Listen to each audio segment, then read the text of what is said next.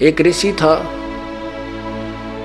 उसको अपने भविष्य के जन्म का पता चला कि अगले जन्म में मैं उसको अपने ही देव दृष्टि खुल गए कि अगले जन्म में इसी नगर में एक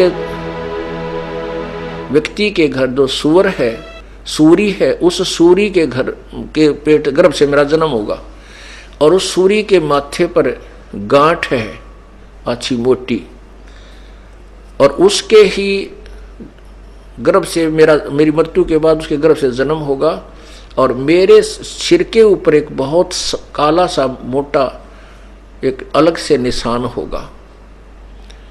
तो उसने अपने बच्चों से कहा, बेटा मेरी मृत्यु होगी, मृत्यु के बाद मैं उस व्यक्ति के घर जो सूरी है ऐसी उसकी गांठ है और मैं उसके घर जन्म लूंगा। एक काम करिए तुम, उसने मोल लेके उस बच्चे को मोल ले लेना और मुझे मार देना, उसको मार देना, मेरी मोक्ष हो जाएगा। वो सूअर का जो जीवन है मेरा खत्म हो जाएगा, बहुत बुरा होगा। तो वो कहने लगे, पिताजी जैसे आप कहोगे हम वैसा कर देंगे। उन्होंने बार बार कहा, बेटा देख के दे तुम लालच कर जाओ, यह मेरी अंतिम प्रार्थना अवश्य करना। वो बच्चे बोले, पिताजी आप निश्चिंत रहो, क्या आप हम इतना भी नहीं कर सकेंगे आपके लिए, उसके लिए 5-4 अन्य रुपये 2 रुपये का वो सूअर का बच्चा नहीं लेंगे, आप निश्चिंत हो जाओ। वो कुछ ऐसे हफ्ते 10 दिन पाछो बूढ़ा मर गया ऋषि जी, और वह ताक में रहे उस सूरी के ब्याने की। वह महीने 2 महीने में 6 महीने वह सूरी ने बच्चे दे दिए। वह जो गांठ थी शर्मन्यारी दिखे थी, उसके वही बच्चा हुआ जिसके सिर के ऊपर एक काला सा अच्छा निशान था। तो वो सूअर का बच्चा फिर अपने उन बहन भाइयों के अंदर मस्ती, उसका ऊपर का नीचे का लोट मारा, उनसे साथ खूब प्रेम से रह रहा है। अब वो बच्चे गए उस व्यक्ति से कहा, भाई ये बच्चा हमने मोल दे दे तू। उसने कर दिया, सौदा ले लिया। जब उन्होंने मोल ले लिया और उनने वो बच्चा उठान लग गए, वो भाग लिया, फिर पकड़ा भाग भूख है और वह कहे, पिताजी हम आपके अपने वचन को पूरा करने आए हैं। जब वो सूअर का बच्चे में चेतना दे दी काल ने, वो सूअर का बच्चा कहता है, भाई बेटो मुझे मत मारो, मेरे मारने से तुमने क्या मिलेगा, क्यों पाप के भागी होते हो।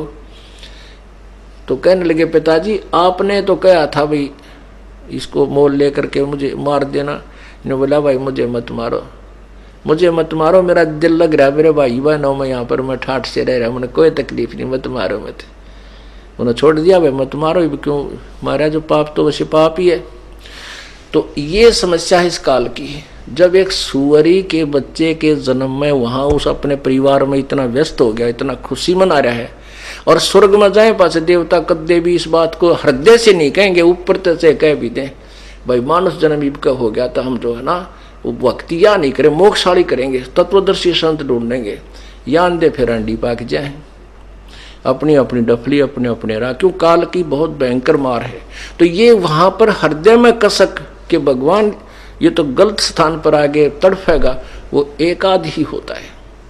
कहते हैं उसकी वो जो मेरी प्यारी आत्मा ऐसे वहां तड़फ करेगा, उसके पास पहुंच जाऊंगा, उसको शरीर को ऑफ कर दूंगा वहीं से, देव वाले शरीर को, और उसको ले आऊंगा वहां से, फिर मनुष्य शरीर दे दूंगा।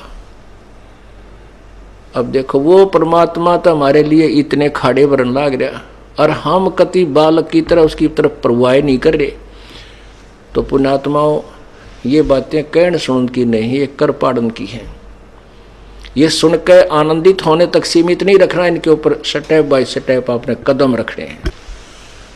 शिव मंडल ब्रह्मापुरी चाहे विष्णु लोक में हो, अमरे गुण भूले नहीं तो आन छुटाऊं तो कहते मैं तेरी वहां से भी पीछा छुटवा दूंगा और फिर तुझे मानुष शरीर दे दूंगा। लेकिन मानुष शरीर पाके फिर वही बकवादा बढ़ जावे हम। तो इससे क्या है, जैसे आपने संत परमात्मा की वाणी सुनी कि चलते मार्ग जोगिर तासर नाही दोष, कह कबीर बैठा रहे उसको करने कोश। अब जैसे परमात्मा ऑप्शन दे रहे हैं कि जो कतिये नहीं लगा इस मार्ग पर अभी तक, बिल्कुल सटार्ट नहीं करी जिसने भक्ति या सत्य भक्ति, वो तो बिल्कुल अभी तक सारा काम उसका शेष है, सारा सफर शेष है। और जो चलते मार्ग गिर गया वो कुछ तो सफर तय कर चुका है, यदि आगे बर्बाद ना करेगा तो।